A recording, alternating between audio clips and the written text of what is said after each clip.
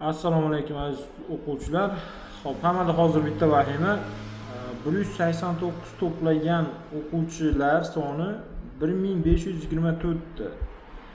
Endi taxminan ana shu 5000 ta o'zbek guruhlariga ajratilgan kvotalar 185 ball to'plaganlar bilan to'ldi. Shu bilan 185 balldan pasti o'qishga kira olmaydimi degan savollar juda ko'payib ketdi. Xo'p, qarang. Birinchidan tibbiyotga 7000 ta kvota ajratilgan. Mana shu 7000 tadan taxminan 5000 tasi o'zbek guruhlariga. Endi mana shu o'zbek guruhlarida ham tibbiyot sohasida ikki xil yo'nalish bor. Kimyo, biologiya va biologiya kimyo. Bizda biologiya kimyochilar ko'proq. Aynan biologiya kimyochilar yo'nalishiga nechta, kimyo biologiyachilarga qancha? Bu 3,5 ming ta atrofida yoki 3300-3400 taga to'g'ri keladi.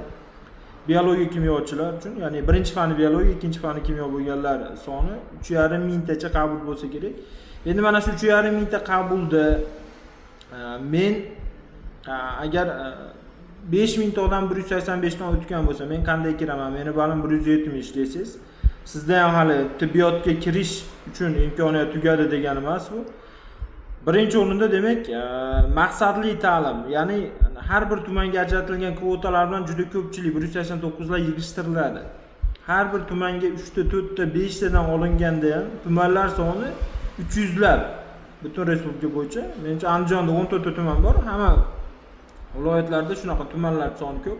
Har bir tumanga ajratilgan kvotalar bo'yicha ko'pchilik abituriyentlar yig'ishtirilib ketadi, baland ball to'plaganlar. Keyin misol uchun nogironligi borlar uchun alohida kvota ajratiladi. Bulardan misol uchun bitta nogironligi bor o'quvchi 189 to'plasa, u umumiy kvotadan chiqib ketadi, o'zini ana shu alohida nogironlarga ajratilgan kvotasida bahsda qatnashadi. Shunaqa qilib, harbiylarning farzandlariga ajratilgan kvota bor, ijtimoiy reyestrda turadiganlar kvotasi bor, xotin-qizlar kvotasi bor. Juda ko'pchilik mana shu budjetga kirish ehtimoli yuqori bo'lgan 189, 188 lar. Mana shular bilan ko'pchilik yig'ishtirilsa, bizda yana ham o'qishga kirish imkoniyati ortadi. Keyin sizga misol uchun 170 siz, agar to'g'ri tanlov qilsangiz, sizni yana o'qishga kirish imkoniyatingiz ortadi. To'g'ri tanlov. Nima uchun? Misol uchun 187 to'plagan o'quvchi faqat Toshkent budjet davolash, faqat Samarqand budjet davolash, ana shunaqa qilib eng yuqori 5 ta yo'nalishni belgilasa va u aytgan yo'nalishlarga uni bali yetmasa, misol uchun aytaylik 187 demaylik, 83 to'plagan o'quvchi Samarqand bilan 184 bilan yiqilsa, u o'yindan chiqib ketadi. Endi u X yo'nalishda sizga qaysi aynan viloyat yoki qaysi yo'nalishligini aytmayman. Aytsa hamma shunga topshirib, buni bala ko'tarilib ketmasin.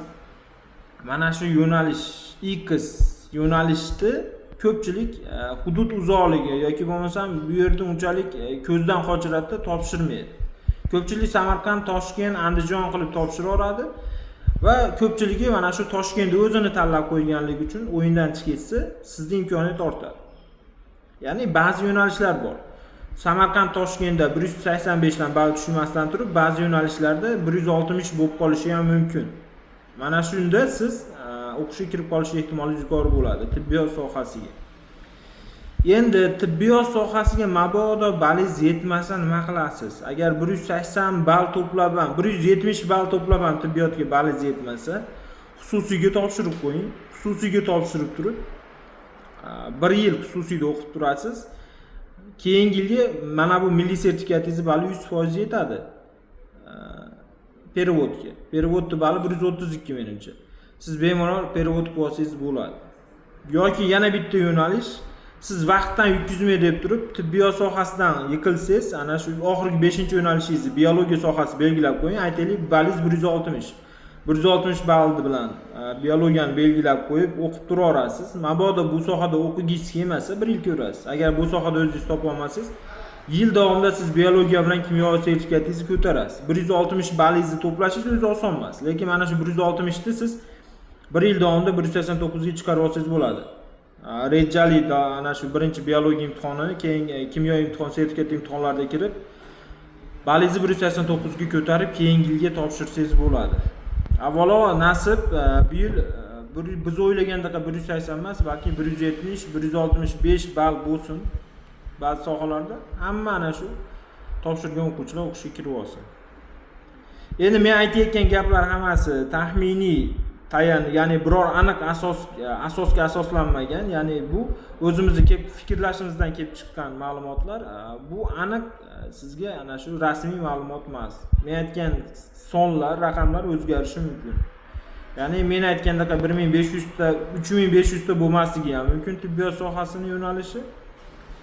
Faqat biologiya kimyosi balki 3000 tadir, balki 3800 tadir. Bu shunchaki o'zimizni taxminiy hisob-kitob. Aniq natijalar 15-avgustda chiqadi. Siz 8-avgustgacha natija tanlashingiz mumkin. 15-avgustdan demak natijalar to'liq e'lon qilinadi.